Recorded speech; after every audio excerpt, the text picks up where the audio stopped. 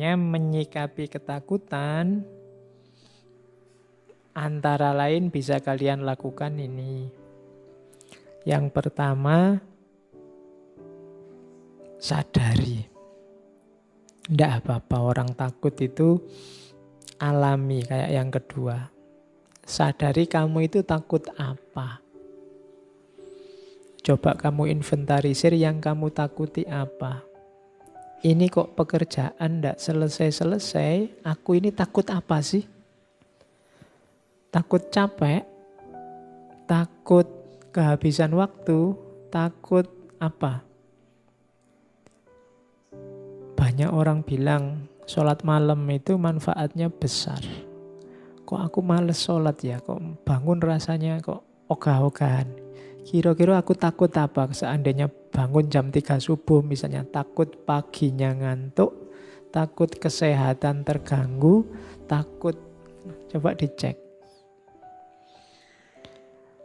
Sebenarnya teman-teman bisa lulus cepat. Aku juga harusnya bisa lulus cepat. Kok aku males-malesan ndak lulus-lulus? Yang tak takuti itu apa? Yang tidak aku inginkan itu apa? Itu kan yang kamu takuti. Nah, sadari. Kuncinya kamu menang yang pertama, kamu tahu yang kamu takuti apa. Kemudian, paling tidak pasti yang ada yang kamu takuti yaitu rasa tidak enak. Kenapa kok ndak tekun baca buku? Mungkin karena baca buku itu ndak enak. Lebih enak baca HP misalnya. Itu kan yang penting kamu jelas sekarang yang kamu takuti itu apa. Yang pertama itu sadari, terus ingatkan bahwa itu alami. Sejak kemarin saya wanti-wanti jangan suka marah-marah sama dirimu sendiri. Ingatkan bahwa oh ya alami rasa takut ini, tapi ini tidak terlalu bagus kalau dibiarkan.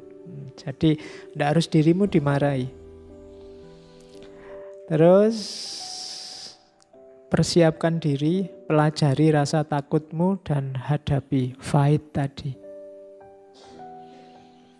Bertarunglah. Kalau memang tadi misalnya ya kamu males bangun malam karena takut paginya ngantuk. Sekarang dihadapi, disiapkan, dipelajari. Oh biar paginya tidak ngantuk tapi tetap bangun malam apa? Biar lulus cepat, suka baca buku tapi menikmati buku, tidak tersiksa karena buku apa? Itu namanya menyiapkan diri. Melawan ketakutanmu tadi. Ya mungkin baca bukunya sambil disandingi kopi. Kalau masih kurang ya ditambah gorengan, masih kurang tambah Indomie, masih kurang lagi tambah apa itu tadi nanti. Bacanya enak karena sandingannya oke. Oke. Kok setiap kali baca ngantuk, Pak? Oh ya kalau gitu ya tidur dulu baru baca. Ya setiap baca ngantuk lagi, Pak, ya tidur terus. Lah ya gimana lagi, wong. Bisamu itu, jadi hadapi. Oke. Ya kalau sudah dihadapi pasti kamu menang, dan diingat-ingat jangan lakukan segala hal yang tidak alami. Tipuan-tipuan, manipulasi-manipulasi itu tidak alami. Kalau tidak alami biasanya nambah masalah. Misalnya tadi kamu tidak lulus-lulus, Pak, ujian, bolak-balik ikut ujian juga tidak lulus. Biar besok lulus aku tak nyontek, itu tidak alami, manipulasi. Bisa nambah masalah baru.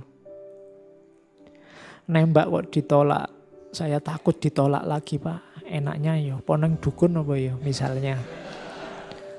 Itu hati-hati bisa nambah masalah lagi. Yang tidak seharusnya.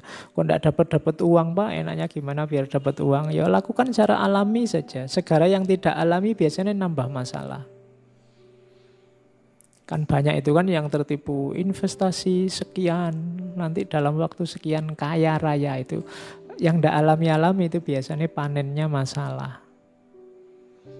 Jangan lakukan yang tidak alami. Taklukkan ketakutanmu secara natural saja, dikalkulasi yang rasional. Oke, terus, nah sekarang kita belajar Freud.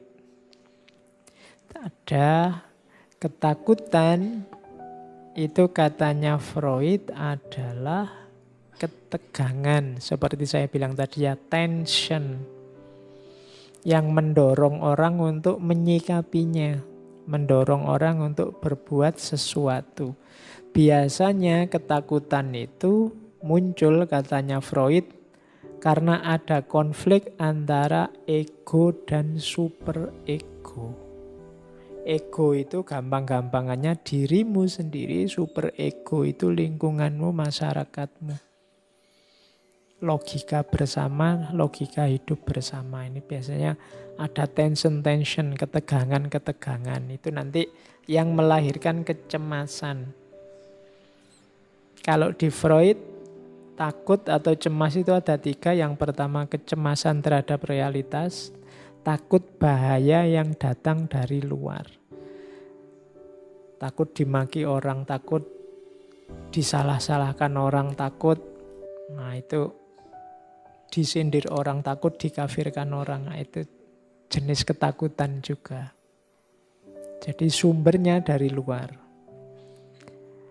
Kalau ini normal, yang pertama. Yang kedua namanya neurotik. Kalau neurotik itu takut egonya keluar jalur, melenceng. Jadi takut sesat, takut gila, takut, itu namanya takut tentang dirimu yang kamu khawatirkan. Munculnya ketakutan itu karena mentalmu sendiri. Jadi takut id dan egonya keluar jalur. Bawah sadar nyetir dimensi sadar. Terus keluarnya jelek-jelek itu kalau orang disetir oleh bawah sadar, nanti namanya neurotik. Neurosis, kamu tidak sadar sebenarnya yang kamu lakukan itu melenceng. Orang yang takut ini namanya kecemasan neurotik. Ada yang ketiga kecemasan moral. Ini orang yang takut terhadap perilaku moralnya, takut keliru, takut salah, takut tidak beradab, takut tidak berakhlak, takut. Itu namanya kecemasan moral. Jadi yang pertama dari luar diri, yang kedua dan ketiga dari dalam diri kita sendiri, tentang hidup kita sendiri. Itulah sumbernya ketakutan. Takut salah, takut keliru, takut sesat. Kalau yang paling atas itu takut realitas dari luar. Baik itu yang mengancam fisikmu maupun yang mengancam batinmu. Ya, yang mengancam fisik itu takut binatang buas, takut ular, takut macan, ini kan biasa. Atau takut disalahkan orang, takut dikucilkan oleh masyarakat, takut yang sejenis itu, takut pada yang dari luar diri. Jadi itu sumbernya rasa takut. Kalau ini berlebihan, nanti takut itu melahirkan namanya defense mechanism. Mekanisme pertahanan diri. Kalau ada orang melakukan ini, itu sebenarnya dia sedang takut. Tapi melakukan sesuatu untuk mengatasi rasa sakit dari takut itu. Yang pertama, defense mekanisme itu represi.